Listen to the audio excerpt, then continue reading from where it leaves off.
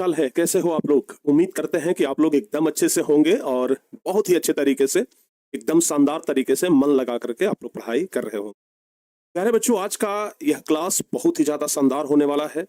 आज का यह क्लास बहुत ही ज़्यादा महत्वपूर्ण होने वाला है क्योंकि आज की इस क्लास में हम आप लोगों को जो पढ़ाने वाले हैं, ये सचमुच में बहुत ही महत्वपूर्ण है। क्योंकि आज का हमारा टॉपिक ऐसे तो लवन होगा, लेकिन लवन से पहले हम कुछ क्वेश्चन आपको बताएंगे जो कि ऑलरेडी पहले बिहार बोर्ड परीक्षा में पूछा गया है। तो इस चैप्टर का बहुत ज्यादा महत्वपूर्ण क्वेश्चन है, तो आप लोग इसके लिए तैयार रहिए। और आज के इस क्लास के लिए ना पहले तो आप लोग एकदम रेडी हो जाइए, सारे बच्चे लोग जल्दी जल्दी से जुड़ जाइए। आज तो हमें ऐसा लग रहा था कि आज क्लास हो ही नहीं पाएगा, ठीक है ना। आज तो हम बड़े चिंतित थे कि भाई आज लगता है कि क्लास छूटेगा, क्योंकि पूरे दिन, हर दिन लाइट गायब रहा, ठीक है ना। इन्वर्टर सब भाई डिस्चार्ज हो गया था। लगभग लाइट 6:30 के बाद आया, तो लगा कह रहे चलो अब तो आ गया है कम से कम। तो बहुत अच्छा आज का दिन है, क्योंकि लाइट आ गया है और आप लोग का क्लास चल रहा है। चलिए, बहुत जल्दी ये समस्या खत्म हो जाएगा। ये सब लाइट प्रॉब्लम, ये सब वाला समस्या ना बहुत जल्द खत्म हो जाएगा। लाइट आए चाहे ना आए, कुछ दिनों के बाद कोई फर्क नहीं पड़ेगा, क्योंकि बस बहुत जल्द हम आप लोगों के लिए एक बहुत बड़ा सा जनरेटर लेने वाले हैं और तो वो आ जाएगा। थोड़ा इन्वर्टर भी ना बड़ा वाला करने वाले हैं, थोड़ा लाइट अगर पूरे दिन भी ना आए ना तो आराम से क्लास चल सके।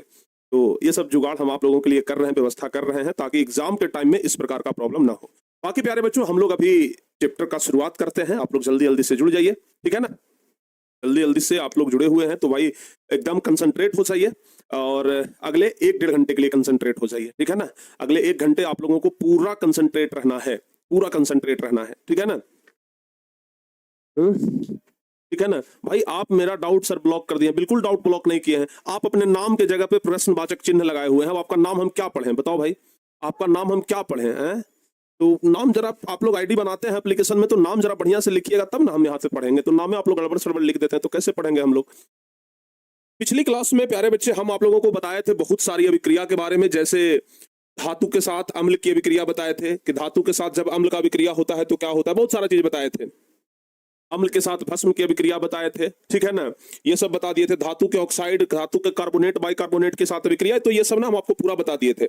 आज हम लवन वाले टॉपिक को शुरू करेंगे, लेकिन उससे पहले कुछ क्वेश्चन जो कि इंपॉर्टेंट है, प्रीवियस ईयर में पूछा गया क्वेश्चन है और हमें लगता है कि ये क्वेश्चन आपको याद होना चाहिए, तो इसलिए हम पहले क्वेश्चन बता देते हैं, ताकि अभी भाई अभी आए हैं, दिमाग एकदम फ्रेश है, तो अभी अब पूरा क्वेश्चन दिमाग में घुस जाएगा, ठीक है ना। और इसके बाद फिर हम लोग लवन पढ़ेंगे, क्योंकि अम्ल पढ़ लिए हैं, भस्म पढ़ लिए हैं। प्यारे बच्चों, अब पढ़ना है लवन, लेकिन उससे पहले अम्ल और भस्म से संबंधित जितने भी क्वेश्चन बन सकते हैं हम लोग यहाँ पे देख लेंगे। देखिए, सबसे पहला जो ये क्वेश्चन है ना, ये 2014 में पूछा गया क्वेश्चन है। ये क्वेश्चन जो है ना बाबू 2014 में पूछा है। 2014 के बिहार बोर्ड परीक्षा में क्या कह रहा है, H+ आयन की सांद्रता का विलयन की प्रकृति पर क्या प्रभाव पड़ता है। H+ आयन की सांद्रता हम आपको बताए थे ना कि जब अम्ल के साथ जल को मिलाया जाता है तो H+ आयन देता है। आप लोगों को आर्हेनियस के अनुसार अम्ल का परिभाषा बताए थे कि जल को अम्ल में मिलाने पर अगर H+ आयन दे तो उसे क्या कहते हैं, उसे क्या कहते हैं बताओ बाबू, उसे कहते हैं अम्ल। तो यहाँ पे कह रहा है कि H+ आयन की सांद्रता का विलयन की प्रकृति पर क्या प्रभाव पड़ता है। तो बाबू ध्यान रखिएगा, ये क्वेश्चन शायद हम कल बता दिए थे कि किसी विलयन में H+ आयन की सांद्रता बढ़ने से विलयन की अम्लीय प्रवृत्ति बढ़ती है। जितना ज्यादा H+ आयन बढ़ेगा उतना ही अम्लीय प्रवृत्ति बढ़ेगा, और H+ आयन की सांद्रता जितनी ज्यादा होगी विलयन उतना ही ज्यादा अम्लीय होगा। H+ आयन जितना ज्यादा होगा विलयन उतना ही ज्यादा अम्लीय होगा। अगर विलयन में H+ आयन की सांद्रता बढ़ जाए तो वह विलयन क्या हो जाएगा, प्रबल अम्ल बन सकता है। वही अगर H+ आयन की सांद्रता कम हो जाए तो अम्ल क्या हो जाएगा, तनु हो जाएगा। यानी अम्ल को तनु करने के लिए उसमें जल मिलाते हैं, ठीक है ना। तनुकरण का परिभाषा हम पीछे आप लोगों को बताए थे, याद होगा आप लोगों को, ठीक है ना। अच्छा, ये क्वेश्चन तो हम कल भी बता दिए थे। दूसरा नंबर क्वेश्चन क्या कर रहा है, ये क्वेश्चन बहुत महत्वपूर्ण है, बहुत इंपॉर्टेंट है। देखिए 2012 में, 2014 में और 2024 में 3 बार ये क्वेश्चन पूछा है। 2012, 2014 और 2024 ये क्वेश्चन कितना बार पूछा है, 3 बार। तो बाबू कह रहा है कि अम्ल का जलीय विलयन क्यों विद्युत का चालन करता है। सिर्फ अम्ल में, अच्छा जैसे मान लिया जाए एक बड़ा सा, क्या ले लेंगे, एक बड़ा सा हम ये बता रहे हैं, एक बड़ा सा कठौती ले लेंगे, बड़ा सा टंकी ले लेंगे, कुछ भी ले लीजिए, उसमें हम अम्ल डाल दिए, ठीक है ना। उसमें हम क्या डाल दिए, अम्ल डाल दिए, और उसमें हम बिजली का प्रवाह करेंगे, यानी कि उसमें विद्युत धारा का प्रवाह करेंगे। प्यारे बच्चों, आप एक बात ध्यान रखिएगा, अम्ल में विद्युत धारा का प्रवाह नहीं होगा, ठीक है ना। अम्ल में, सिर्फ अम्ल में विद्युत धारा का प्रवाह नहीं होगा। जैसे आप ये समझ लीजिएगा, जैसे मान लिया जाए कि ये हम ना कोई बड़ा सा एक ले लिए बर्तन, और इसमें क्या ले लिए, अम्ल ले लिए। बाबू इसमें क्या ले लिए हैं हम, अम्ल ले लिए हैं। इसमें पूरा अम्ल है, इसमें पूरा क्या भरा हुआ है, अम्ल है। इसमें पूरा क्या भरा हुआ है, अम्ल है। अब क्या है, इसमें क्या है, अम्ल, ठीक है ना। अब क्या है कि इसमें हम बिजली दे दिए। इसमें ना हम ध्यान से देखिएगा, इसमें हम क्या किए हैं, बिजली ला करके डाल दिए हैं। इसमें क्या है बाबू, बिजली। इसमें क्या है, बिजली है, यानी कि जिसको विद्युत धारा कहते हैं, ठीक है ना। विद्युत धारा, हम विद्युत ही लिख देते हैं, बिजली से ज्यादा बढ़िया रहेगा। विद्युत धारा इसमें हम प्रवाहित करा दिए।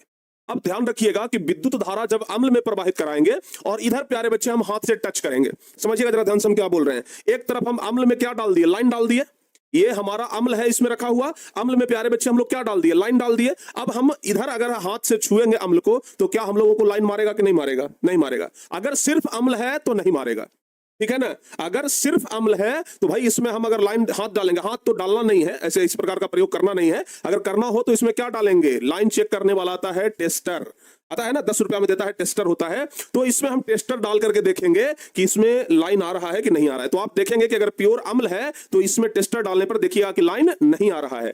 लेकिन अब जैसे ही अम्ल के साथ अगर जल मिला दीजिएगा, उसके बाद टेस्टर डालिएगा, तो देखिएगा कि लाइन आ रहा है। यानी कि सिर्फ अम्ल का जो विलयन होता है ना, वो विद्युत धारा का सुचालक नहीं होता है, इसमें विद्युत धारा प्रवाह नहीं हो सकता है। लेकिन अम्ल के साथ अगर जल मिला दिए तो वो बन गया अम्लीय, ये अम्ल का जलीय विलयन। वो क्या बन गया, अम्ल का जलीय विलयन। और अम्ल का जलीय विलयन जो है वो विद्युत का चालन करता है। तो बाबू क्वेश्चन तो यही ना पूछ रहा है आप लोगों से कि अम्ल का जलीय विलयन क्यों विद्युत का चालन करता है। क्वेश्चन यही पूछ रहा है ना कि अम्ल का जलीय विलयन विद्युत का चालन क्यों करता है। क्वेश्चन यही है। चल रहा है ना साउंड प्रॉब्लम। आप लोग में से कुछ बच्चे ऐसे हैं ना जो झूठों के लिखते हैं साउंड प्रॉब्लम।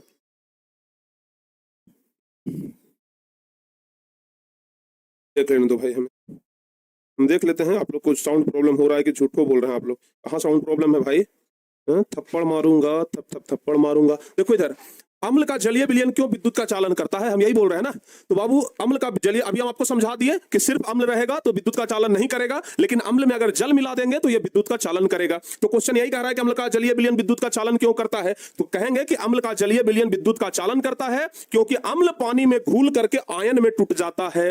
अब जैसे ही प्यारे बच्चे अम्ल में जल मिलाएंगे, यह H+ आयन में टूट जाएगा। आपको बताया है ना, अम्ल के साथ जैसे ही जल मिलाएंगे तो यह आयन में टूट जाएगा। जब तक हम जल नहीं मिला रहे थे आयन में नहीं टूट रहा था, लेकिन आपको यह पहले से पता है कि अम्ल के साथ जैसे ही जल मिलाएंगे यह H+ आयन में टूट जाएगा। और अगर H+ आयन में टूट गया तो ये आयन जो विद्युत आवेशित कण होते हैं, जो आयन उसमें से निकला, ठीक है ना, अम्ल में जल मिलाने पर जो आयन निकला वो विद्युत आवेशित कण होते हैं और विलयन में स्वतंत्र रूप से घूम सकते हैं और इस तरीके से विद्युत प्रवाह को संचालित करते हैं। यानी कि सीधा सीधा आपको याद रखना है कि सिर्फ अम्ल विद्युत का चालन नहीं करता है, अम्ल का जलीय विलयन विद्युत का चालन करता है, क्योंकि अम्ल में जल मिलाने पर वह आयनों में टूट जाता है। अम्ल में जल मिलाने पर क्या होता है, वह आयनों में टूट जाता है। क्या होता है, आयनों में टूट जाता है। ध्यान रखिएगा। कहां वाइब्रेट कर रहा है जी, आप लोग भी जो है ना हमारा तंगे करते हैं।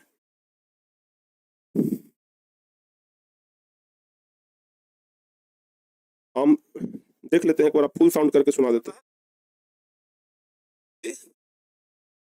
आप लोग जो है ना तंगे, देख लेते हैं यहां से कोई प्रॉब्लम तो नहीं है भाई।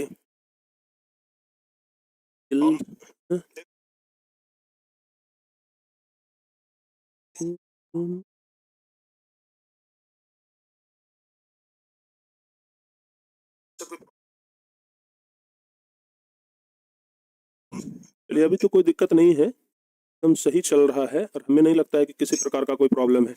कोई प्रॉब्लम नहीं है बाबू, बहुत बढ़िया से ना अब चल रहा है। थोड़ा सा ना माइक को दूर कर लेते हैं, शायद हवा से हो सकता है। कोई दिक्कत नहीं है ना, अब कोई दिक्कत नहीं होगा। चलिए, तो ये वाला आप लोगों को कॉन्सेप्ट समझ में आ गया ना, ये वाला समझ में आ गया, ये वाला पूरा समझ में आ गया बाबू, हाँ या ना बताओ जल्दी से। क्या ये वाला पूरा समझ में आ गया, यस और नो? यस, ठीक है ना। अब चलिए आगे बढ़ते हैं, अगला क्वेश्चन देख लेते हैं। कह रहा है आश्रित जल। आश्रित जल कहने का मतलब होता है एकदम शुद्ध जल।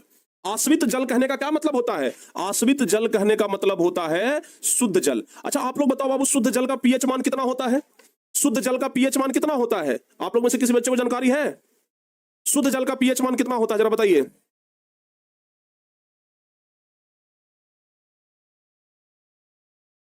ठीक है ना, अब साउंड ठीक है, बताइए जल्दी से। शुद्ध जल का पीएच मान कितना होता है? 7 होता है, पूरे 7 होता है। आपको बताए थे कि एकदम प्योर वाटर जो रहेगा, वो जो जो वर्षा का पानी है वो आपका शुद्ध वाटर नहीं है। जब कुछ देर बारिश हो जाए ना तब वो शुद्ध हो जाता है। शुरुआत में जो बारिश होता है ना वो उसका पीएच मान 7 नहीं आएगा। लेकिन शुद्ध जल जो होता है ना उसका पीएच मान जो होता है बाबू एकदम 7 होता है, प्योर 7।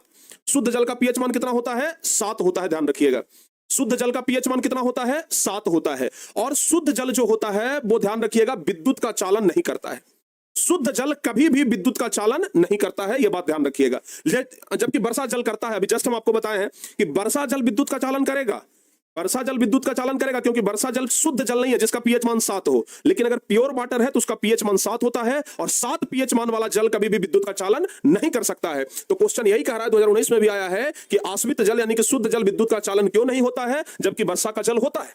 क्वेश्चन यही है। तो लिखेंगे हम लोग कि आश्रित जल विद्युत का चालक नहीं होता है क्योंकि यह शुद्ध होता है, एकदम शुद्ध होता है, ठीक है ना। इसका पीएच मान 7 होता है, इसमें कोई आयन नहीं होते हैं, इसमें किसी प्रकार का कोई आयन नहीं होते हैं। जबकि वर्षा जल में कार्बन डाइऑक्साइड, सल्फर डाइऑक्साइड जैसी गैसें घुली होती है जो अम्ल बनाती है और आयनों में टूट जाती है जिससे विद्युत का चालन होता है। यानी कि जो वर्षा जल है, वर्षा जल में कुछ CO2 गैस भी है, कार्बन डाइऑक्साइड है, कुछ सल्फर डाइऑक्साइड है, SO2 गैस भी है, जो कि क्या होता है, ये गैस जो है ना वो वर्षा जल में घुलल रहता है और ये अम्ल बनाता है और आयनों में टूट जाता है। ऐसे भी आपको अम्ल वर्षा के बारे में पढ़ाए थे ना कि अगर वर्षा जल का पीएच मान 5.6 से कम हो जाए तो उसे अम्ल वर्षा कहते हैं। ऐसे आमतौर पर वर्षा जल का पीएच मान 5.6 से अधिक होता है तो उसमें चूंकि अम्ल है तो वो आयनों में टूट जाता है और इसलिए वर्षा का जल जो होता है वो विद्युत का चालन करता है। लेकिन शुद्ध जल विद्युत का चालन नहीं करता है। इसका सिर्फ एक कारण है कि शुद्ध जल आयन में नहीं टूटते हैं जबकि वर्षा का जल आयन में टूट जाते हैं। वर्षा का जल क्या होता है? आयन में टूट जाता है। क्लियर हो गया बाबू यहां तक? सारे बच्चों का क्लियर? चलिए अब अगला क्वेश्चन क्या कह रहा है, अम्ल के विलयन को तनु करने पर, तनु करने का ये ध्यान रखिएगा, तनु करने का मतलब हुआ कि अम्ल में पानी को मिलाना, ठीक है ना। तो अम्ल के विलयन को तनु करने पर हाइड्रोनियम आयन यानी कि H3O+ का सांद्रण कैसे परिवर्तित होता है? तो ध्यान रखिएगा, अम्ल के विलयन में अगर जल को डालेंगे यानी कि अम्ल के विलयन को तनु करेंगे तो उसमें हाइड्रोनियम आयन यानी कि H3O+ क्या होता है? घटने लग जाता है। बस इतना आप लोग ध्यान रखिएगा। अगला क्वेश्चन क्या कह रहा है? अगला क्वेश्चन, ये 2 क्वेश्चन लास्ट है, क्या कह रहा है, जल की अनुपस्थिति में अम्ल का व्यवहार अम्लीय क्यों नहीं होता है? जल की अनुपस्थिति में अम्ल का व्यवहार अम्लीय क्यों नहीं होता है? प्यारे बच्चे आपको हम बताए हैं कि जब तक जल को अम्ल में नहीं मिलाएंगे तब तक वह आयनों में नहीं टूटेगा।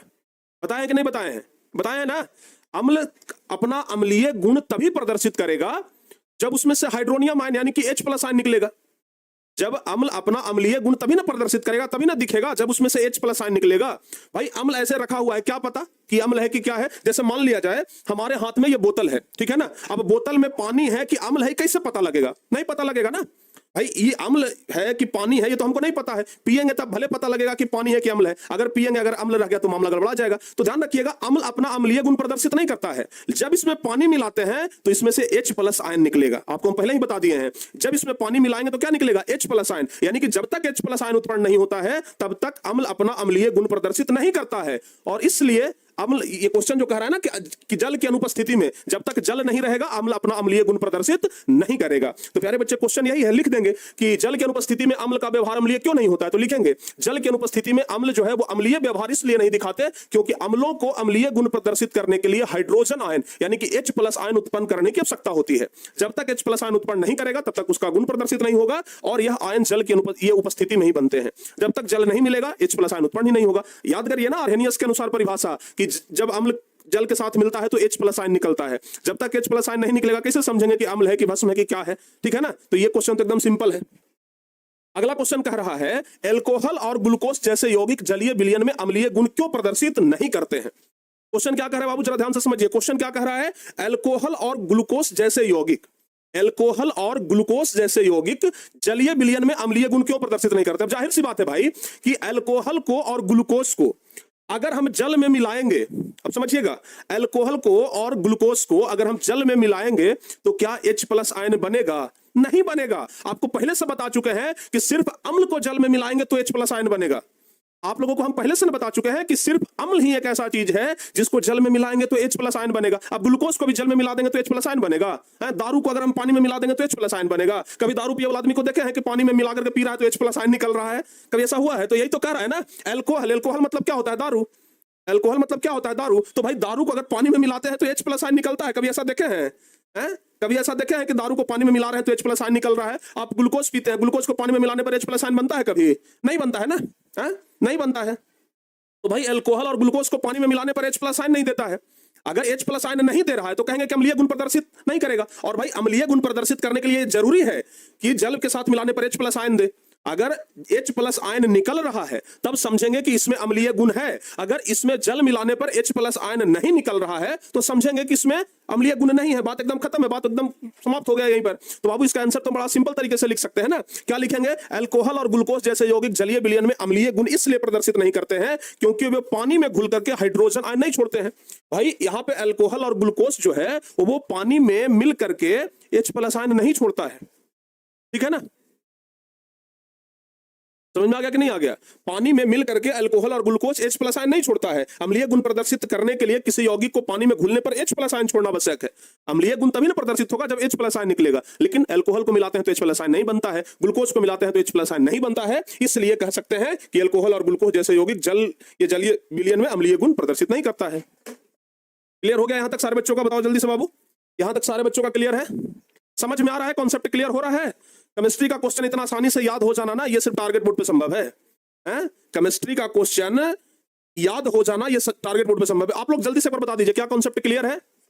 जल्दी से बताइए, सारे बच्चों का कॉन्सेप्ट क्लियर है? क्लियर? चलिए बहुत बढ़िया, एकदम आराम आराम से पढ़ा रहे हैं, कोई दिक्कत नहीं है। अरे बहुत सारे संस्थानों में तो हम देख रहे हैं, नाम हम नहीं लेंगे, बहुत सारे जगहों पर हम देख रहे हैं कि पहले तो सिलेबस पढ़ाए नहीं, जैसे हम है ना कि डेली 3 क्लास कर दिए हैं। भाई सुबह में भी लेंगे, शाम में 2 क्लास ले रहे हैं ताकि बच्चों का सिलेबस समय पर समाप्त हो जाए। लेकिन बहुत लोग जो पढ़ाते हैं वो समय पर सिलेबस समाप्त नहीं कर पा रहे हैं और अब बच्चों को एक दिन में ना 3 चैप्टर 4 चैप्टर एक दिन में खत्म कर दे रहे हैं। भाई सोचो, एक दिन में 3 चैप्टर अगर खत्म होगा तो कभी वो मतलब बच्चे को समझ में आएगा। लेकिन टीचर क्या कर रहे हैं? सिलेबस खत्म करने के लिए कि कैसे करके सिलेबस खत्म हो जाए, बच्चों के सामने हम ये कह दें कि चलो सिलेबस तो खत्म कर दिए ना, एक दिन में 3 चैप्टर खत्म, 4 चैप्टर खत्म कर रहे हैं। भाई बताओ ये सब क्या है? बच्चों के जीवन के साथ खिलवाड़ ही है ना। तो ऐसा नहीं होना चाहिए। कोई भी टीचर अगर ऐसा करते हैं तो हम उससे रिक्वेस्ट करेंगे कि आप ऐसा ना करिए, समय से पढ़ाइए, बच्चों को थोड़ा थोड़ा पढ़ाइए, लेकिन समझ में आ रहे, सिलेबस खत्म करने से सिर्फ मतलब नहीं होना चाहिए। ठीक है ना? हाँ चलिए अब बाबू आगे बढ़ जाए, अब आगे बढ़ जाए, जल्दी से बता दीजिए, आगे बढ़ जाए ना। चलिए अब प्यारे बच्चे हम लोग लवण के बारे में पढ़ना शुरू करते हैं। सारे बच्चे लोग जल्दी जल्दी से तैयार हो जाइए। अब हम लोग लवण के बारे में पढ़ना शुरू करते हैं। अच्छा हाँ, इसलिए तो कहते हैं ना कि कहीं से भी पढ़िए लेकिन एक जगह से पढ़िए। शुरुआत में डिसाइड कर लीजिए कि हमारे लिए बढ़िया टीचर कौन रहेगा। ठीक है ना, शुरुआत में डिसाइड कर लेना है कि हमारे लिए बढ़िया टीचर कौन रहेगा जो कि हमें अच्छे तरीके से समझाए। हो सकता है कि किसी बच्चे को हमारे पास समझ में आए, हो सकता है किसी बच्चे को और कहीं समझ में आए, लेकिन बउआ सिलेबस पे ना खत्म करवा समय से या फिर एक दिन में 3 4 चैप्टर होगा तो भाई क्या समझ में आएगा? फिर तो आपको फिर अभी है कि अंत में सहारा आपको टारगेट बोर्ड का ही लेना पड़ेगा। ठीक है ना? हाँ, इसलिए जानते हैं हम हर एक बार देखे हैं, हर एक वर्ष एकदम दिल से कहते हैं, कसम खा के कहते हैं, जितने बच्चे हमारे मेन कोर्स में जुड़ते हैं, जितने भी बच्चे जुड़े, जैसे टॉपर बैच में जितने बच्चे जुड़ते हैं उससे कम से कम 2 गुना 3 गुना बच्चे क्रैश कोर्स में हमारे साथ जुड़ते हैं। बहुत सारे बच्चे जो इधर उधर के बच्चे हैं ना वो हमारे साथ क्रैश कोर्स में आकर के जुड़ जाते हैं, क्योंकि भाई इस पूरे साल भर में उनको पता लग गया कि अगर क्वालिटी कहीं पर मिलेगा तो वो है सिर्फ और सिर्फ टारगेट बोर्ड। ठीक है ना? तो प्रत्येक वर्ष लगभग 2-3 वर्ष से हम ये आंकड़ा देख रहे हैं कि मेन कोर्स में जितने बच्चे जुड़ते हैं उससे 2-3 गुना ज्यादा बच्चे क्रैश कोर्स में आ जाते हैं, ताकि उनको भाई अब छटपटाहट होने लगता है ना कि अब एग्जाम नजदीक आ गया है, अब किसी का तरह से करके अब पढ़ना है, तो अंत में सहारा खोजने लगते हैं। ठीक है, चलिए आगे आते हैं। अब प्यारे बच्चों लवण के बारे में पढ़ाते हैं। लवण के बारे में पढ़ने के लिए अब आप लोग तैयार हो जाइए। कल हम लोग पिछली क्लास में थोड़ा लवण का चर्चा कर रहे थे, याद है आप लोगों को? लवण का चर्चा हम लोग पिछली क्लास में कर रहे थे। प्यारे बच्चों लवण, हम किसका बात कर रहे हैं? लवण का बात कर रहे हैं, जिसको कि क्या बोलते हैं? साल्ट बोलते हैं। लवण का बात कर रहे हैं जिसको क्या बोलते हैं? साल्ट बोलते हैं, नमक। जो आप लोग नमक खाते हैं ना उसी को लवण कहते हैं। जो आप लोग नमक खाते हैं ना उसी को क्या बोलते हैं? लवण बोलते हैं। तो लवण को प्यारे बच्चे हम लोग नमक भी बोल सकते हैं, लवण को हम लोग नमक भी बोल सकते हैं, ध्यान दीजिएगा, क्योंकि नमक को भी अंग्रेजी में साल्ट ही कहते हैं। ये बात आपको अच्छे तरीके से पता है। अच्छा, कल हम आप लोगों को बता रहे थे, आप लोग जरा ध्यान करिए, याद करिए, ठीक है ना, थोड़ा सा दिमाग पे जोर लाइएगा ना तो याद आ जाएगा।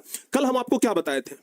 कल हम आप लोगों को क्या बताए थे कि अगर अम्ल के साथ भस्म का विक्रिया होगा अगर अम्ल के साथ भस्म का विक्रिया होगा तो क्या लवण और जल बनेगा। क्या बनेगा? लवण और जल बनेगा। अगर अम्ल के साथ भस्म का विक्रिया होगा तो लवण और जल बनेगा। ये कल बताए थे कि नहीं बताए थे? यानी कि प्यारे बच्चों, लवण बनाने के लिए हमको अम्ल और भस्म को क्या करना होगा? अब एक साथ मिलाना होगा, अभिक्रिया कराना होगा। होगा कि नहीं होगा? तो अम्ल और भस्म जब एक साथ मिलेगा तो लवण और जल बनेगा। बताओ बाबू, बनेगा कि नहीं बनेगा? आपको याद करिए, इसी अभिक्रिया को हम उदासीनीकरण अभिक्रिया भी बोले थे। याद है? इसी अभिक्रिया को ना उदासीनीकरण अभिक्रिया बोले थे। तो हम लोग लिखेंगे, क्या लिखेंगे? लवण, अगर लवण का परिभाषा आ जाए तो क्या लिखेंगे? अगर लवण का परिभाषा आ जाए तो क्या लिखेंगे? लवण का परिभाषा हम लोग यही ना लिखेंगे कि लवण वैसे आयनिक यौगिकों को कहा जाता है जो अम्ल और भस्म की अभिक्रिया के फलस्वरूप बनते हैं। जो अम्ल और भस्म की अभिक्रिया के फलस्वरूप बनते हैं वैसे यौगिक को लवण कहा जाता है। यही ना बताए थे?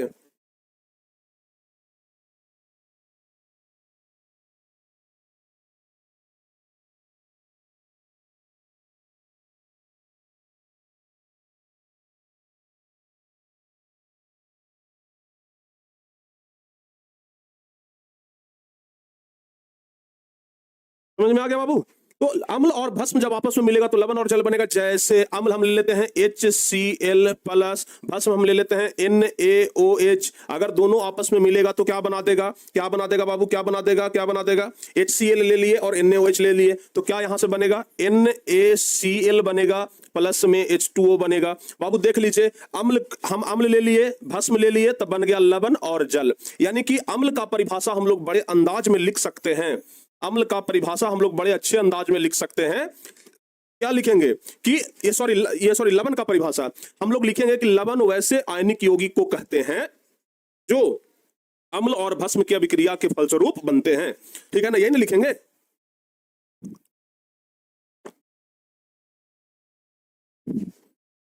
क्या लिखेंगे बाबू?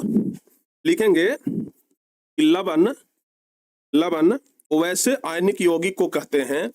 लवण वैसे आयनिक यौगिक, लवण वैसे आयनिक यौगिक को कहते हैं। वैसे आयनिक यौगिक को कहते हैं। लवण वैसे आयनिक यौगिक को कहते हैं जो अम्ल और भस्म के, जो अम्ल और भस्म के, जो अम्ल और भस्म के अभिक्रिया के फलस्वरूप बनते हैं। जो अम्ल और भस्म के अभिक्रिया, जो अम्ल और भस्म के अभिक्रिया के फलस्वरूप, जो अम्ल और भस्म के अभिक्रिया के फलस्वरूप बनते हैं।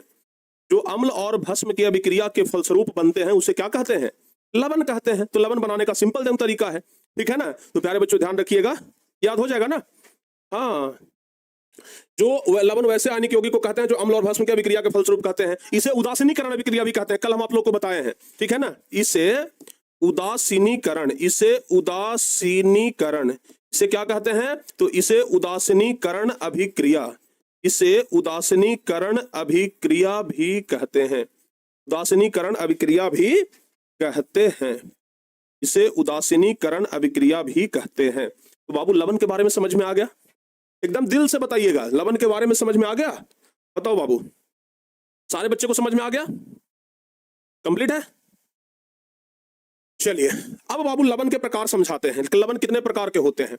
लवण के प्रकार, लवण के प्रकार क्या समझाएंगे? लवण के प्रकार। ध्यान रखिएगा, अम्ल और भस्म के गुण के आधार पर लवण कितने प्रकार के? 3 प्रकार के होते हैं। ठीक है ना? लिखेंगे कि अम्ल और भस्म के, लिखेंगे कि अम्ल और भस्म के, अम्ल और भस्म के गुण के आधार पर, लिखेंगे कि अम्ल और भस्म के गुण के आधार पर, अम्ल और भस्म के गुण के आधार पर लवण 3 प्रकार के होते हैं। 3 प्रकार के होते हैं। अम्ल और भस्म के गुण के आधार पर लवण जो होते हैं वो 3 प्रकार के होते हैं। कौन कौन? अम्लीय लवण, एक जो लवण होगा प्यारे बच्चों अम्ल वाला गुण उसमें पाया जाएगा, समझिएगा। एक जो लवण होगा उसमें अम्ल वाला गुण पाया जाएगा जिसको हम लोग अम्लीय लवण कहेंगे। ठीक है ना? वैसा लवण जिसमें अम्ल का गुण पाया जाएगा उसको क्या बोलेंगे? अम्लीय लवण कहेंगे। एक जो लवण होगा जिसमें भस्म का गुण पाया जाएगा, इसलिए इसको हम लोग क्या बोलेंगे? भास्मिक लवण बोलेंगे। और एक लवण जो होगा उसमें न अम्ल का न भस्म का, एकदम सामान्य होगा, उसे हम लोग सामान्य लवण बोलेंगे। यानी कि प्यारे बच्चों ध्यान रखिएगा, अम्ल और भस्म के गुण के आधार पर लवण 3 प्रकार के होते हैं। समझ में आ गया? समझ में आ गया कि नहीं आ गया? चलिए अब अम्लीय लवण कैसे निकलेगा, भास्मिक लवण कैसे निकलेगा और सामान्य लवण कैसे निकलेगा, ये थोड़ा सा हम आपको बता देते हैं।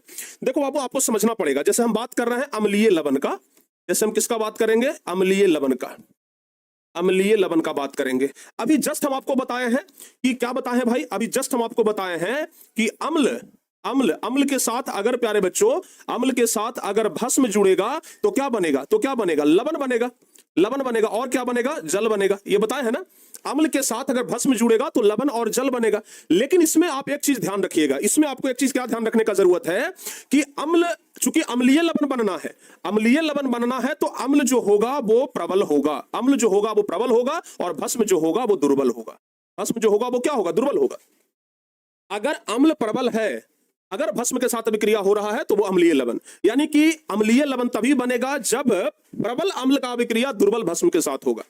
ठीक है ना, ध्यान रखिएगा, जब प्रबल अम्ल का अभिक्रिया दुर्बल भस्म के साथ होगा और तब जो लवण बनेगा उसे हम लोग अम्लीय लवण कहेंगे। एकदम सिंपल परिभाषा है, लिख देंगे। क्या लिखेंगे बाबू, लिख देंगे परिभाषा। क्या लिखेंगे, परिभाषा लिखेंगे, परिभाषा लिखेंगे कि जब प्रबल अम्ल, जब प्रबल अम्ल का अभिक्रिया, जब प्रबल अम्ल का अभिक्रिया, जब प्रबल अम्ल का अभिक्रिया दुर्बल भस्म के साथ, जब प्रबल अम्ल का अभिक्रिया दुर्बल भस्म के साथ, जब प्रबल अम्ल का अभिक्रिया दुर्बल भस्म के साथ होता है तो इस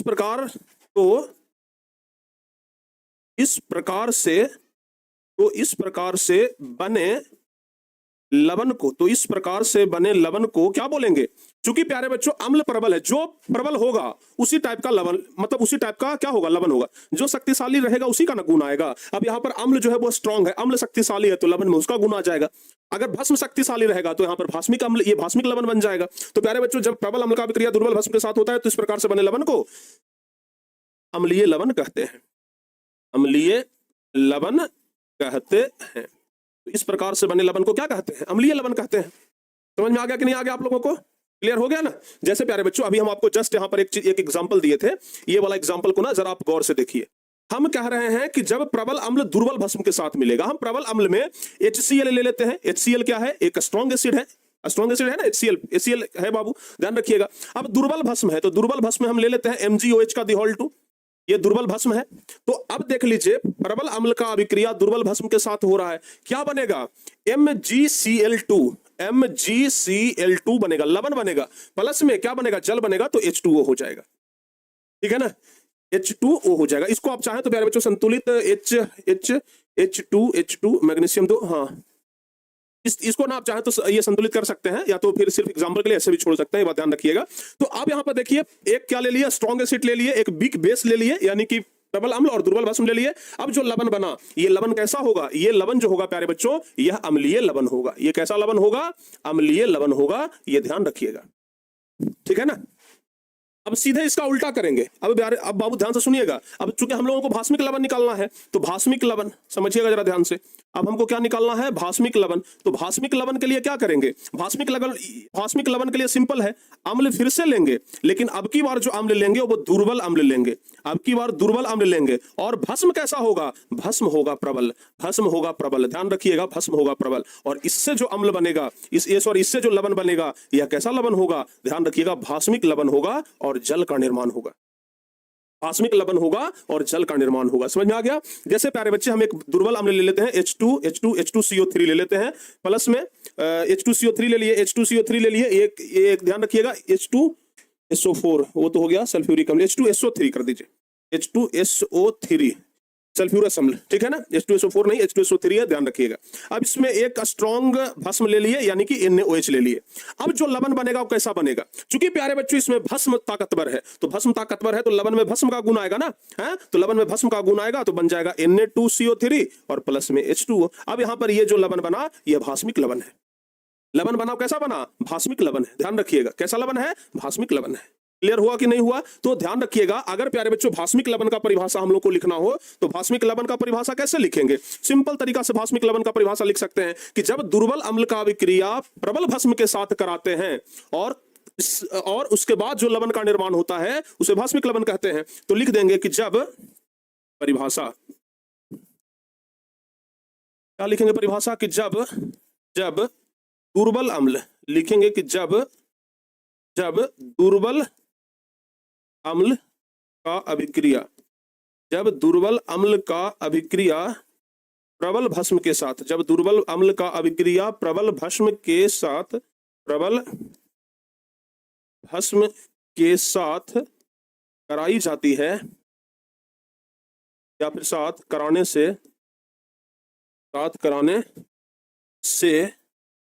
जो लवण बनता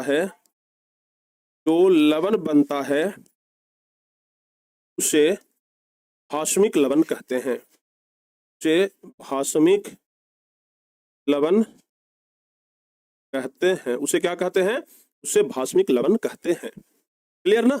जब दुर्बल अम्ल का अभिक्रिया प्रबल भस्म के साथ कराने पर, दुर्बल, ये जब को हटा दीजिए, दुर्बल अम्ल का अभिक्रिया प्रबल भस्म के साथ कराने पर जो लवण बनता है उसे भास्मिक लवण कहते हैं।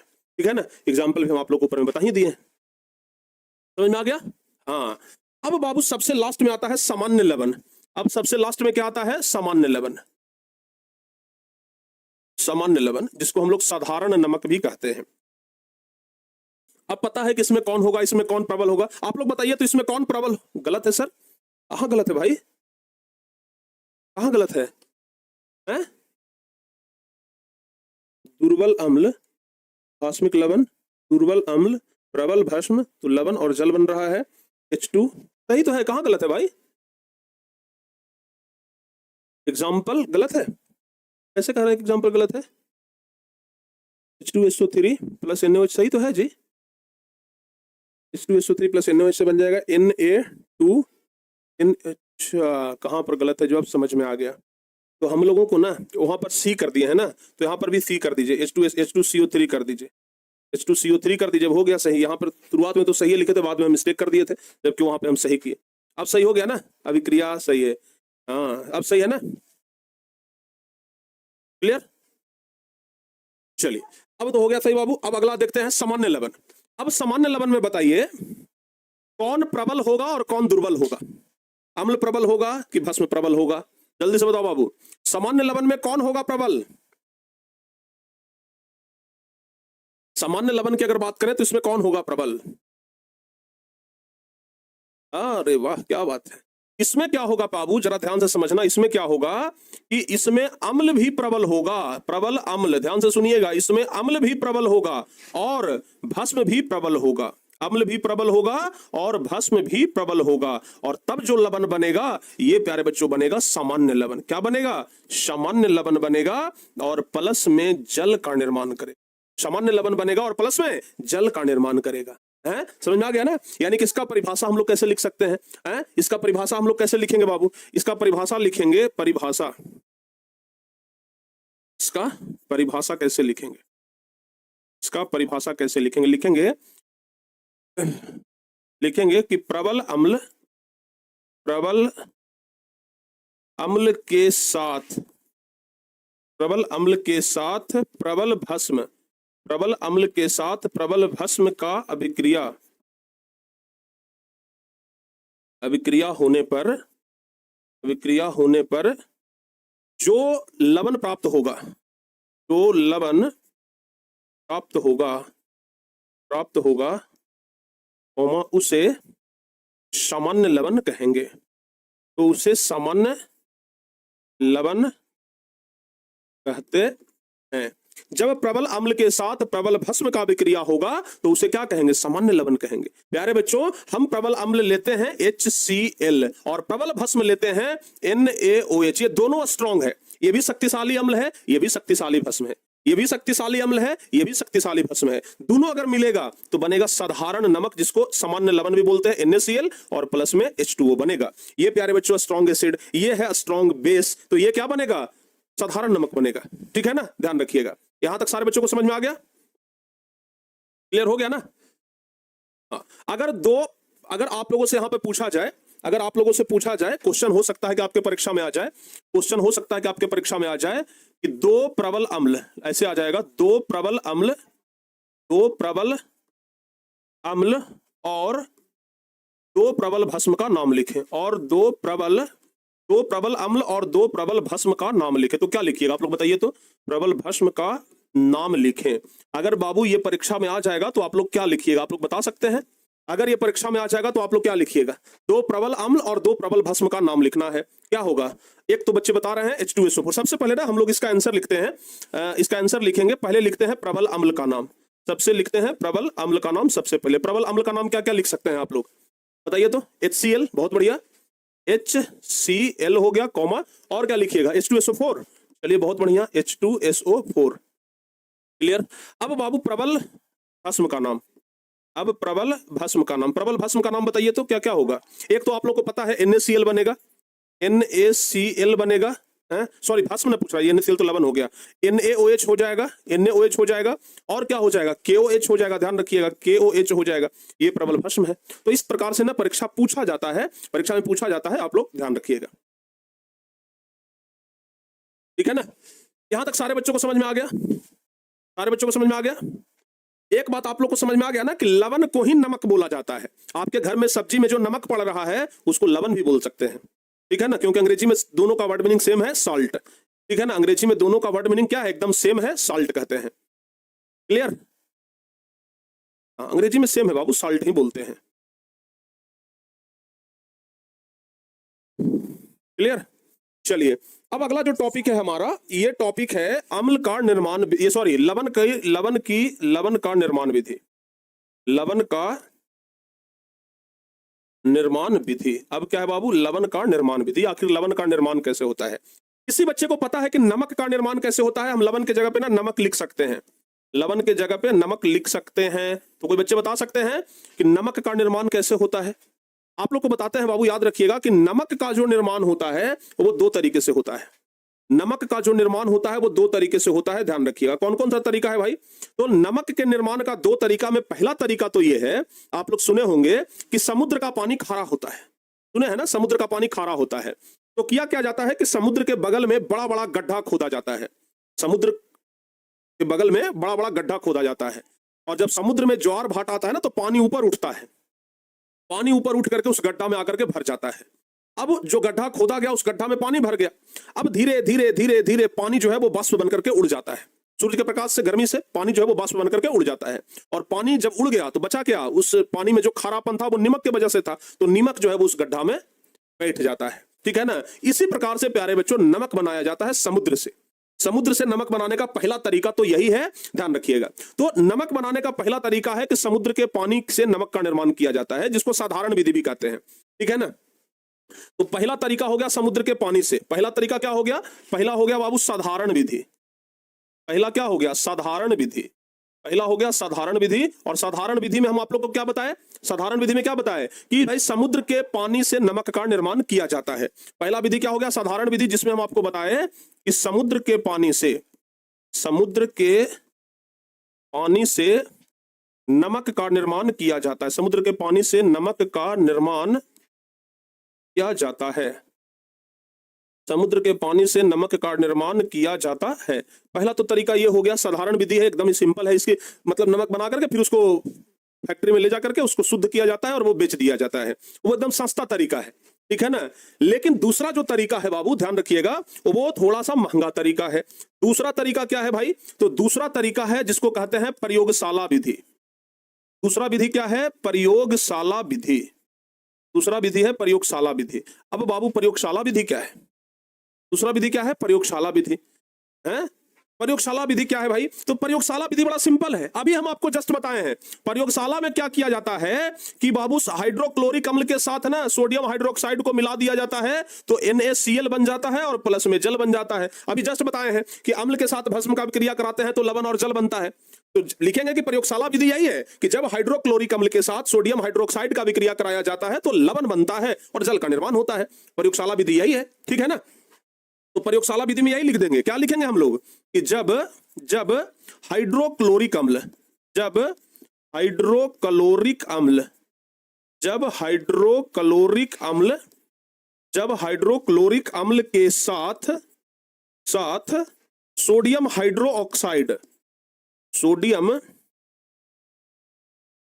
हाइड्रोक्साइड जब हाइड्रोक्लोरिक अम्ल के साथ सोडियम हाइड्रोक्साइड की अभिक्रिया कराते हैं,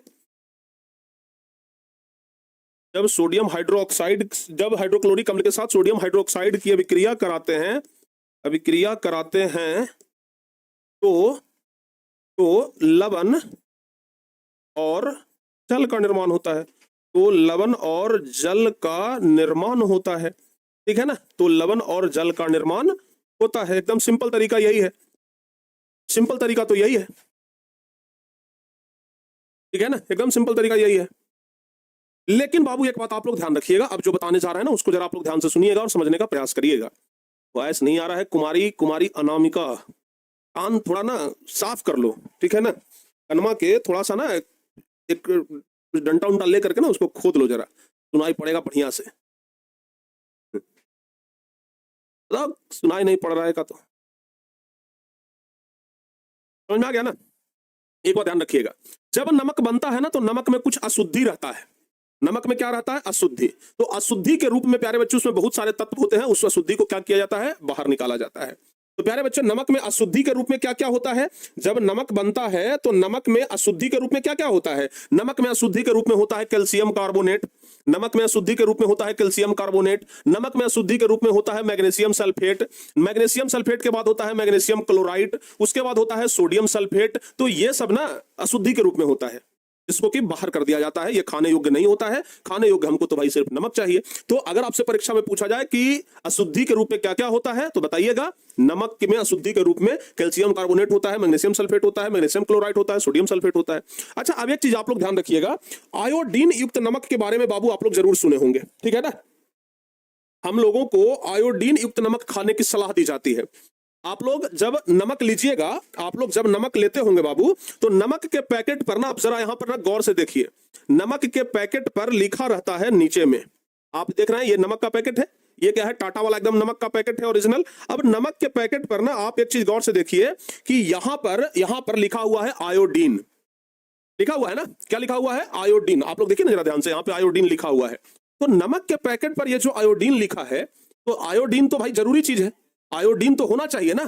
नमक में अगर आयोडीन नहीं है तो वो नमक खाने योग्य नहीं है, क्योंकि आयोडीन से क्या होता है ना कि हमारा गला का एक बीमारी है जिसका नाम है घेघा रोग, वो दूर होता है।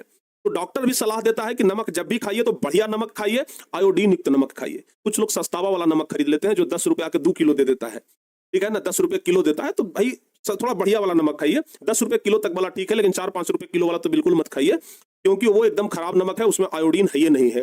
टाटा का नमक सबसे बढ़िया है अभी फिलहाल, तो आमतौर पर टाटा का नमक बढ़िया है, इसमें आयोडीन ठीक ठाक होता है, ठीक है ना। तो आयोडीन आप लोग खाइए, ठीक है।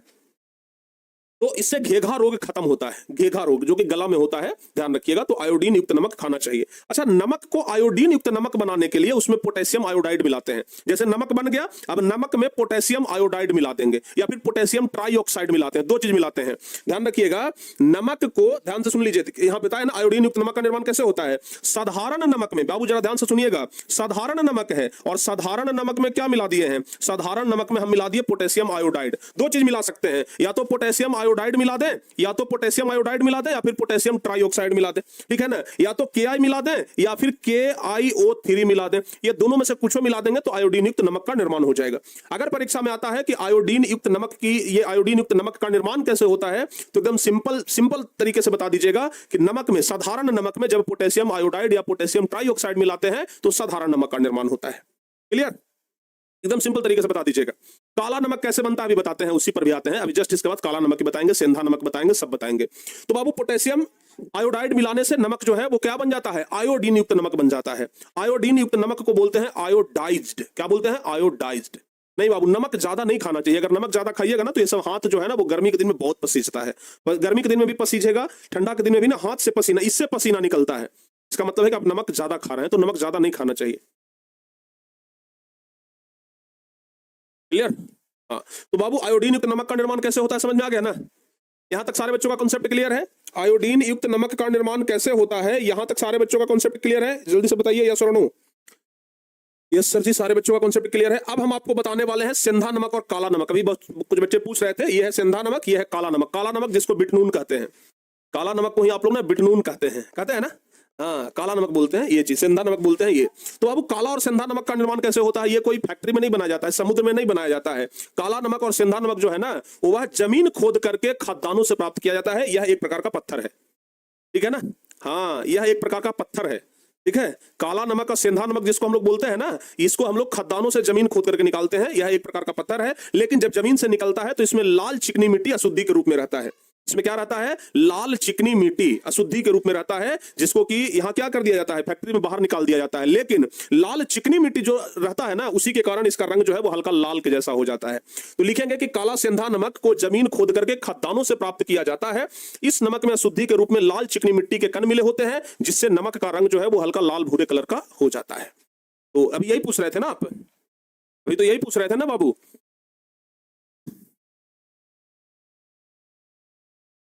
ठीक है, अब चलिए बात करते हैं कि लवण का उपयोग कहां कहां पर करते हैं। लवण का उपयोग कहां कहां पर करते हैं, तो अब हम लोग अगला टॉपिक पढ़ने वाले हैं, लवण के उपयोग। तो भाई लवण का उपयोग हम लोग कहां कहां पर करते हैं, आप लोग बता सकते हैं? देखिए, सोडियम क्लोराइड यानी कि नमक जो है वो हमारे भोजन का आवश्यक अंग है।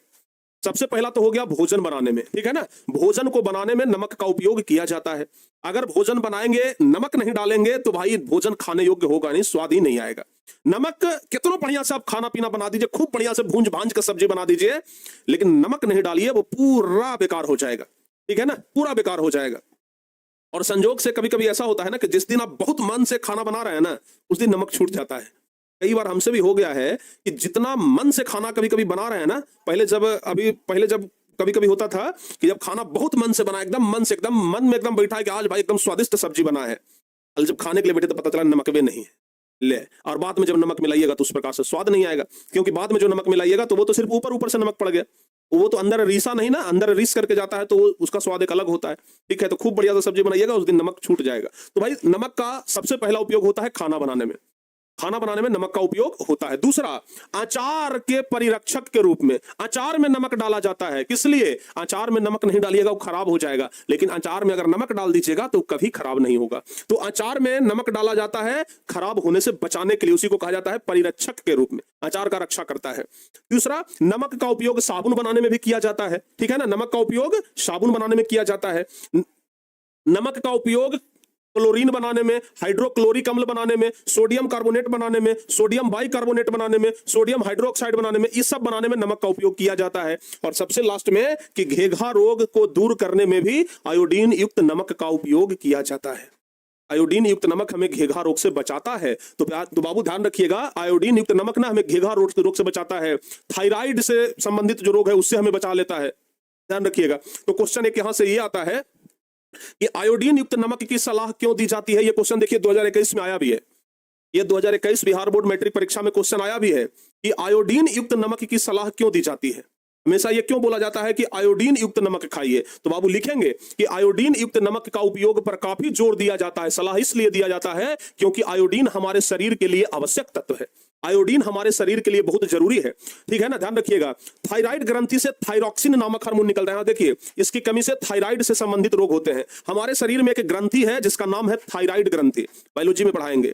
थायराइड ग्रंथि से थायरॉक्सिन नामक हार्मोन निकलता है, लेकिन थायराइड ग्रंथि को जब तक ये आयोडीन नहीं मिलता है ना, थायरॉक्सिन हार्मोन का स्राव नहीं होता है। तो ध्यान रखिएगा, ये थायराइड ग्रंथि से संबंधित रोग होगा अगर आयोडीन युक्त नमक नहीं खाएंगे। आयोडीन की कमी से आमतौर पर घेघा रोग होता है, और साधारण नमक में थोड़ा पोटेशियम आयोडेट या पोटेशियम आयोडाइड मिला देने पर आयोडाइज नमक बन जाता है, और इसके सेवन से शरीर में आयोडीन की कमी नहीं होती है। यानी कि हमारे शरीर में आयोडीन का कमी नहीं होता है। अगर आयोडीन का कमी हुआ तो फिर आपको थायराइड से संबंधित रोग हो जाएगा, या फिर घेघा रोग हो जाएगा। घेघा रोग को ही बोलते हैं गलगंड, घेघा रोग को ही क्या बोलते हैं, गलगंड बोलते हैं, ध्यान रखिएगा, गलगंड, ठीक है ना। तो ये सब रोगों से बचाता है हमें आयोडीन युक्त नमक, इसलिए हमें आयोडीन युक्त नमक का सलाह दिया जाता है। क्लियर? इसलिए हमें आयोडीन युक्त नमक का सलाह दिया जाता है, ध्यान रखिएगा। अच्छा, आप लोगों को पता है कि आप लोग देखे हैं आपके घर में नमक जैसे रखा हुआ है, बरसात का दिन अभी है ना, डब्बा थोड़ा सा खोल करके छोड़ दीजिए, डब्बा का जो ढक्कन है, जिस डब्बा में नमक रखे हैं ना, उस डब्बा का ढक्कन आप खोल करके छोड़ दीजिए, देखिएगा कि नमक जो है वो पसीजने लगता है। कभी देखें ऐसा, नीमक जो है ना वो पसीजने लगता है, ऐसा लगेगा ना कि नीमक में कोई पानी ला करके डाल दिया है। ऐसा होता है कि नहीं होता है? सर आप टाटा का प्रमोशन कर रहे हैं, नहीं भाई, टाटा का प्रमोशन नहीं कर रहे हैं। टाटा अपने आप में एक बहुत बड़ा ब्रांड है, हम उसका क्या प्रमोशन करेंगे, हम उसके सामने बहुत छोटा है। टाटा कंपनी इतना बड़ा है ना, और उसके सामने हम बहुत छोटे हैं। और टाटा हमारे देश की आन बान शान है, ठीक है ना। हाँ, टाटा का अगर प्रमोशन भी कर दिए तो क्या दिक्कत है, बहुत बढ़िया है। टाटा हमारे देश का आन बान शान है भाई, टाटा पर सब लोगों को भरोसा है, ठीक है, कोई दिक्कत ना है। तो आप लोग बरसात के दिन में देखे हैं कि नमक जो है वो पसीजने लग जाता है, ऐसा लगता है कि नमक में कोई पानी घोल दिया है। ऐसा क्यों होता है, ऐसा क्यों होता है पता है? नमक में एक अशुद्धि होता है, मैग्नीशियम क्लोराइड। नमक में अशुद्धि के रूप में ना मैग्नीशियम क्लोराइड होता है, और ये मैग्नीशियम क्लोराइड क्या करता है ना कि ये नमी को अपनी ओर सोख लेता है। वायुमंडल में जो नमी है ना उसको अपनी ओर सोख लेता है। और भाई बरसात के दिन में वायुमंडल में नमी ज्यादा होता है तो वो क्या करता है, सोख लेता है। इसलिए बरसात के दिन में नमक जो है वो पसीजने लगता है, ठीक है ना। ये क्वेश्चन आता है कि बरसात के दिनों में साधारण नमक क्यों पसीजता है, तो लिखेंगे कि साधारण नमक में अशुद्धि के रूप में MgCl2 यानी कि मैग्नीशियम क्लोराइड उपस्थित होता है, जो कि पशवेदी के रूप में कार्य करता है। अच्छा, पशवेदी कहने का मतलब कि वायुमंडल में उपस्थित नमी को अवशोषित कर लेना, यानी कि मैग्नीशियम क्लोराइड नामक अशुद्धि जो है वो नमक में उपस्थित होता है, जो कि नमी को अवशोषित करने का काम करता है। इसलिए इसलिए इसलिए बरसात के दिनों में साधारण नमक पसीजने लगता है। बाकी हम आपको साधारण नमक का उपयोग बताइए दिए कि भोजन बनाने में, भोजन को पचाने में, अचार और मुरब्बा बनाने में, sodium hydroxide, baking soda, baking soda और व्यंजक चूर्ण ये सब बनाने में भी नमक का प्रयोग होता है। तो इन नमक का प्रयोग तो हम आप लोग को बता ही दिए हैं, कोई दिक्कत है नहीं। अब प्यारे बच्चों एक क्वेश्चन है कि सोडियम हाइड्रोक्साइड का निर्माण किस प्रकार होता है। ये जो NaOH जो भस्म है, इसी को कास्टिक सोडा भी कहते हैं। NaOH को ही बाबू हम लोग कास्टिक सोडा भी कहते हैं, आप लोगों को याद होगा, ठीक है ना। तो NaOH का निर्माण किस प्रकार से होता है, NaOH का निर्माण ध्यान रखिएगा। NaCl यानी कि सोडियम क्लोराइड, जो कि प्यारे बच्चों लवण है, साधारण लवण है, अगर इसमें हम लोग जल मिलाते हैं तो क्या बन जा रहा है, यहां पर देख लीजिए, सोडियम हाइड्रोक्साइड बन रहा है कि नहीं बन रहा है, बन रहा है ना। तो लिखेंगे कि सोडियम क्लोराइड है ये वाला, सोडियम क्लोराइड को ये जल में मिला रहे हैं, यानी कि सोडियम क्लोराइड का जलीय विलयन बना, और इसमें जब हम लोग विद्युत धारा प्रवाहित करते हैं, जब सोडियम क्लोराइड लिए, समझिए जरा ध्यान से, सोडियम क्लोराइड को जल में मिला दिए, पानी लिए और पानी में सोडियम क्लोराइड यानी कि नमक को मिला दिए। समझिएगा हम क्या बोल रहे हैं, पानी लीजिए और पानी में ना नमक को घोल दीजिए। पानी में क्या करना है, 1 पैकेट नमक घोल दीजिए, और नमक घोल करके उसमें बिजली वाला तार डाल दीजिए। नमक घोल करके उसमें क्या करिए, बिजली वाला तार डाल दीजिए। 2 तार होता है ना, एगो प्लस एगो माइनस, एगो को एनोड कहते हैं, एगो को कैथोड कहते हैं। चलो आपको ग्राफ बना करके समझाते हैं। ये प्यारे बच्चों आपका क्या हो गया, कोई बर्तन हो गया, ठीक है ना। इसमें क्या है बाबू, जल भरा हुआ है, इसमें जल भरा हुआ है। अब इसमें क्या करते हैं, नमक मिला देते हैं। लीजिए भाई, इसमें नमक का घोल मिला दिए, पानी में ना हम नमक मिला दिए। पानी में क्या मिला दिए हैं, नमक, यानी कि प्यारे बच्चों इसमें NaCl हो गया और इसमें जल है तो H2O हो गया, ठीक है ना। अब इसमें क्या करते हैं कि बिजली डालते हैं। तो भाई बिजली के लिए एक हो गया एनोड और एक और आता है जिसको बोलते हैं कैथोड, ठीक है ना। एक हमारा क्या हो गया, एनोड हो गया, एक हो गया एनोड और दूसरा क्या हो गया, कैथोड, कैथोड। अब क्या है बाबू कि अगर हम इसमें लाइन देंगे ना, अगर हम इसमें लाइन देंगे, यहां से ये लाइन आता है, तो अगर हम इसमें लाइन देंगे तो ये यहां से क्या निकलेगा पता है, NaOH निकलेगा। इसमें से क्या निकलेगा, इसमें से प्यारे बच्चों क्या निकलेगा, इसमें से निकलेगा NaOH। क्या निकलेगा, NaOH निकलेगा, प्लस में क्लोरीन गैस निकलेगा Cl2 और प्लस में हाइड्रोजन गैस भी निकलेगा H2। ये 3 चीज निकलेगा, ठीक है ना, ये 3 चीज निकलेगा, ध्यान रखिएगा। और प्यारे बच्चों इसमें एक चीज और आपको ध्यान रखना है, एनोड पर, ये एनोड है ना, तो क्लोरीन गैस यहां पर जमा होगा और कैथोड पर हाइड्रोजन यहां पर जमा होगा, ठीक है ना। सॉरी उल्टा बोल दिए, ये एनोड पर क्लोरीन गैस और कैथोड पर NaOH जमा होगा, ठीक है। तो इस अभिक्रिया को हम लोग कहते हैं कलोर क्षार अभिक्रिया। क्या कहते हैं, कलोर क्षार अभिक्रिया। काहे कहते हैं कलोर क्षार अभिक्रिया, जरा सुनिएगा। क्या बन रहा है बाबू, क्लोरीन बन रहा है। क्या बन रहा है, क्लोरीन। तो क्लोरीन को ही ये हम लोग यहां पर क्या बोल रहे हैं, कलोर। NaOH क्या है, क्षार है, भस्म है, तो बन रहा है क्षार, इसलिए इसको बोलते हैं, चूंकि क्लोरीन भी बन रहा है और NaOH क्षार भी बन रहा है, इसलिए इसको बोलते हैं कलोर क्षार अभिक्रिया। इसलिए इसको क्या बोलते हैं, कलोर क्षार अभिक्रिया बोलते हैं। इसलिए इसको क्या बोलते हैं, कलोर क्षार अभिक्रिया बोलते हैं। समझ में आ गया ना। तो बाबू हम लोग लिख देंगे कि सोडियम क्लोराइड के जलीय विलयन में विद्युत धारा प्रवाहित कराई जाती है तो सोडियम हाइड्रोक्साइड क्लोरीन और हाइड्रोजन का निर्माण होता है। इस अभिक्रिया को कलोर क्षार अभिक्रिया बोलते हैं। कलोर क्षार अभिक्रिया क्यों बोलते हैं? क्योंकि क्या बन रहा है? क्लोरीन बन रहा है और दूसरा क्षार बन रहा है NaOH, ठीक है ना। यहाँ क्या बन रहा है? क्लोरीन और ये हो गया क्षार, तो दोनों को मिला दिए तो बन गया कलोर क्षार। तो लिखेंगे कलोर क्षार अभिक्रिया, इसी को कहते हैं। इस अभिक्रिया में एनोड पर क्लोरीन गैस जमा हो जाता है तथा कैथोड पर सोडियम हाइड्रोक्साइड गैस जमा हो जाता है और हाइड्रोजन गैस भाई वहीं पर जमा होता है। ध्यान रखिएगा, यहां पर जो बताया ना भी NaOH प्लस में हाइड्रोजन भी यहीं पे जमा हो जाता है। तो अगर आपसे पूछा जाएगा परीक्षा में कि कलोर क्षार अभिक्रिया किसे कहते हैं तो बता दीजिएगा ना। कलोर क्षार अभिक्रिया अगर पूछा जाएगा कि कलोर क्षार अभिक्रिया किसे कहते हैं तो बता दीजिएगा बाबू, बताओ जल्दी से। अगर पूछा जाएगा कि कलोर क्षार अभिक्रिया किसे कहते हैं तो बता दीजिएगा सारे बच्चे, जल्दी से बताइए। अशुद्धि मतलब नहीं पता है, अब अशुद्धि मतलब बताना पड़ेगा, बताओ भाई। समझ में आ गया ना कलोर क्षार अभिक्रिया। चलिए अब यहां से दो तीन चीज आपको समझ में आया। NaOH, तो अब अगला क्वेश्चन जो हम लोग देखेंगे यही देखेंगे। सोडियम हाइड्रोक्साइड बोले तो NaOH कह रहा है, किसका उपयोग बताइए। सोडियम हाइड्रोक्साइड का उपयोग हम लोग कहां कहां पे करते हैं? सोडियम, ये सब क्वेश्चन कभी कभी परीक्षा में पूछ देता है। सोडियम हाइड्रोक्साइड का उपयोग कहां कहां पर करते हैं तो लिख देंगे। सोडियम हाइड्रोक्साइड का उपयोग करते हैं धातुओं पर से ग्रीस को हटाने में। अगर ग्रीस लगाते हैं ना, देखते हैं कि कोई लोहा वहां पर ये ग्रीस लगाते हैं तो एकदम चिकना हो जाता है लेकिन जल्दी हटता नहीं है, तो ग्रीस को हटाना है तो सोडियम हाइड्रोक्साइड का उपयोग करेंगे। साबुन, अपमार्जक और कागज के निर्माण में साबुन का निर्माण होता है, अपमार्जक का निर्माण होता है, तो वहां पर इसका उपयोग करेंगे। कृत्रिम वस्त्र, रेशा और कृत्रिम फाइबर बनाने में और बॉक्साइड का शुद्धिकरण करने में, इतने जगह पे सोडियम हाइड्रोक्साइड का उपयोग होता है। अगला क्वेश्चन आएगा कि क्लोरीन गैस का उपयोग क्या होता है। तो भाई जो क्लोरीन गैस है ना, इसका उपयोग होता है जल में उपस्थित रोगाणुओं को मारने में। ब्लीचिंग पाउडर का आप नाम सुने होंगे, हैं? ब्लीचिंग पाउडर, तो बाबू ब्लीचिंग पाउडर जो है वो क्लोरीन गैस से ही बनता है। ब्लीचिंग पाउडर जो है ना वो क्लोरीन गैस से, पानी अगर गंदा है तो उसमें ब्लीचिंग पाउडर डाल दीजिए, नाली उली में ब्लीचिंग पाउडर डाल दीजिए, पानी शुद्ध हो जाएगा। तो ध्यान रखिएगा कि ब्लीचिंग पाउडर बनाने में क्लोरीन गैस का उपयोग होता है। तो ये करा है जल में उपस्थित रोगाणुओं को मारने में, तो रोगाणु मरता है ब्लीचिंग पाउडर से, वहां पर उपयोग हो जाएगा। ब्लीचिंग पाउडर को ही कहते हैं विरंजक चूर्ण, विरंजक चूर्ण कहते हैं ब्लीचिंग पाउडर को ही, ठीक है ना। तो बाबू विरंजक चूर्ण या ब्लीचिंग पाउडर के निर्माण में क्लोरीन गैस का उपयोग होता है और कपड़ों और कागज को विरंजित करने में, यानी कपड़ों और कागज को अगर क्या होता है कि बनने के बाद उसको साफ किया जाता है तो उसमें क्लोरीन गैस का उपयोग होता है, ठीक है ना।